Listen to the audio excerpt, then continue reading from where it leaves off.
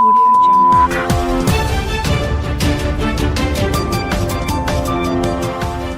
नमस्कार, ये रेडियो वर्षा है। अब आप पल्लव से वर्षा टाइम्स सुनिए।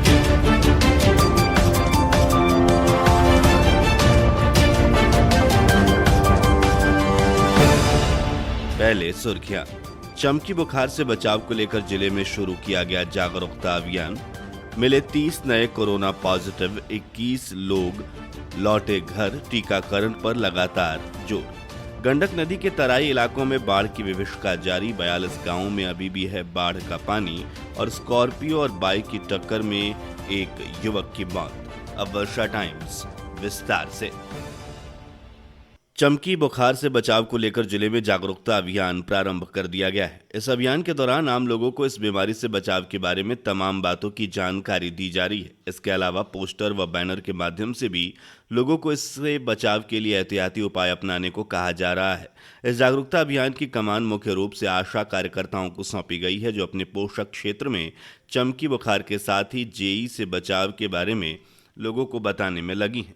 Civil surgeon doctor Yogendra Mahato ने बताया कि अभियान के दौरान लोगों को बताया जा रहा है कि बच्चों को रात में भूखे पेट नहीं सुलाएं, तेज धूप में बच्चों को नहीं जाने दें। उन्होंने बताया कि जगह जगह पोस्टर के माध्यम से लोगों को जागरूक किया जा रहा है। साथ ही लोगों को ये भी बताया जा रहा है कि किसी तरह की कोई परेशानी होने पर वे तुरंत स्थानीय प्राथमिक स्वास्थ्य केंद्र जाएं, जहां बच्चों की समुचित इलाज की व्यवस्था की गई है। उन्होंने बताया कि स्वास्थ्य विभाग एएसई और चमकी बुखार की चुनौती का सामना करने के लिए तैयार है। सदर अस्पताल समेत सभी पीएचसी में इसके लिए अलग से वार्ड बनाए गए हैं। इलाज के लिए उपकरण और दवा भी पर्याप्त मात्रा में उपलब्ध कराई जा रही है। वहीं आशा और सेविकाओं को एईएस किट दिया गया है। डीएमओ डॉक्टर हरेंद्र प्रसाद सिंह ने बताया कि गंभीर बीमारी चमकी से पीड़ित बच्चों को समय पर इलाज किया जाए तो वो पूरी तरह से ठीक हो जाते हैं। इसको ध्यान में रखते हुए इस वर्ष चमकी को धमकी नामक थीम रखी गई है। इसमें 3 धमकियों को याद रखने की ज़रूरत है, जिसमें पहले ये है कि बच्चों को रात में सोने से पहले खाना जरूर खिलाएं। इसके बाद सुबह उठते ही बच्चों को भी जगाएं और देखें कि बच्चा कहीं बेहोश या उसे चमकी तो नहीं हुई है।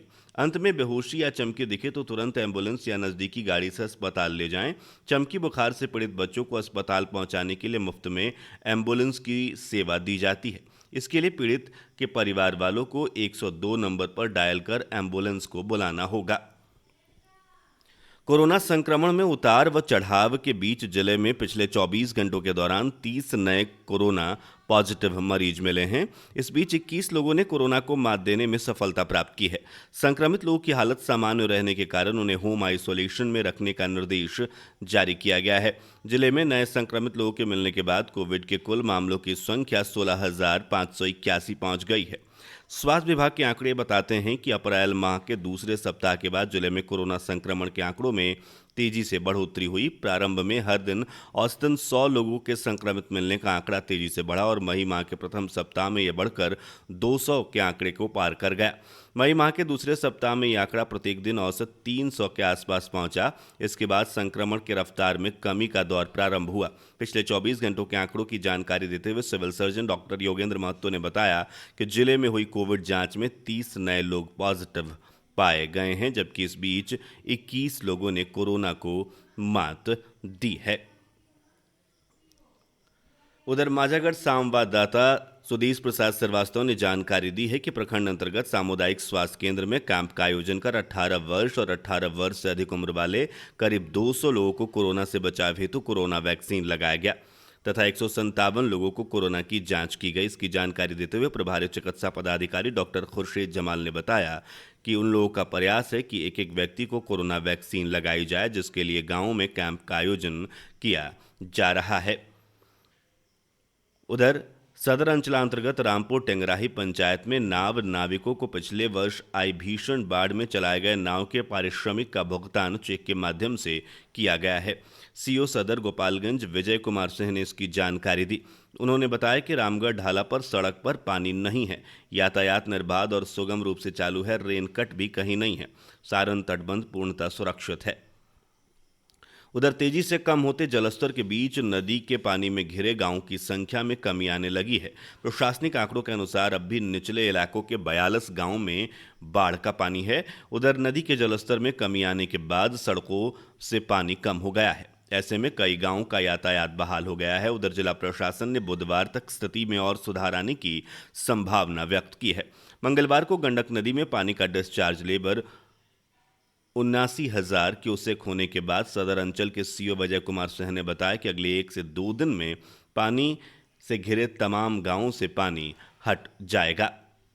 शनिवार को गंडक नदी के पानी के डिस्चार्ज का लेवल लगातार कम होने के कारण रविवार की सुबह गंडक नदी के जलस्तर में कमी आई है और तब से आती जा रही है।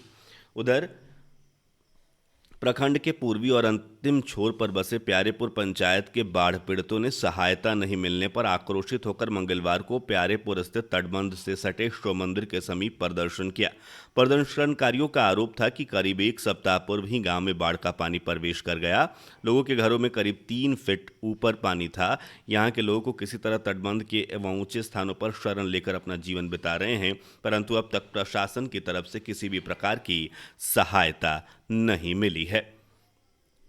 उधर मांझागढ़ में स्कॉर्पियो से शराब की सप्लाई करने पहुंचे 2 धंधेबाजों को मांझागढ़ थाना प्रभारी विशाल आनंद ने गुप्त सूचना के आधार पर धामा पाकड़ गांव के समीप कार्रवाई करते हुए गिरफ्तार कर लिया। साथ ही स्कॉर्पियो को भी जब्त किया गया है।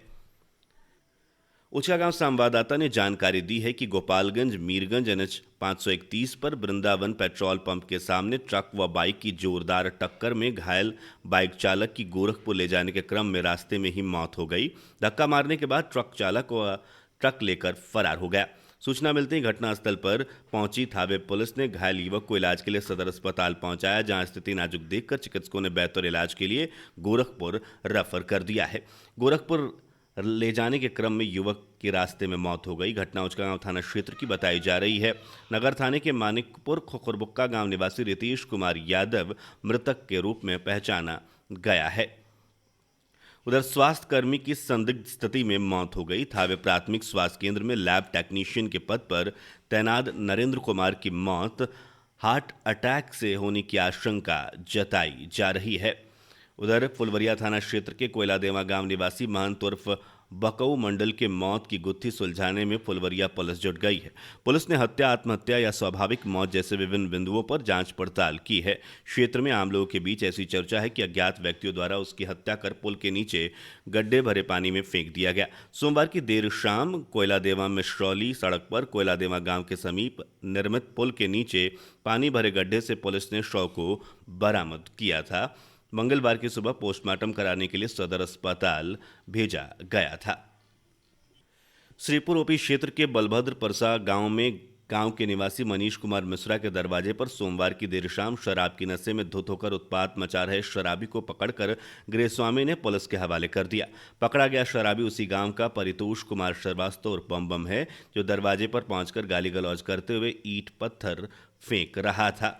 फुलवरिया थाना क्षेत्र के चमारीपट्टी गांव में मकान निर्माण को लेकर 2 पक्षों में आपस में लाठी डंडे से लड़ाई हो गई। उसी क्रम में एक हमलावर ने चाकू से हमला कर दिया, जिससे मनिंदर यादव की नाक कट गई। उक्त घटना में 2 अन्य व्यक्ति भी घायल हो गए। सभी घायलों को स्थानीय रेफरल अस्पताल में दाखिल कराया गया है। घायलों में मनिंदर यादव, सूरज यादव इत्यादि लोग शामिल हैं।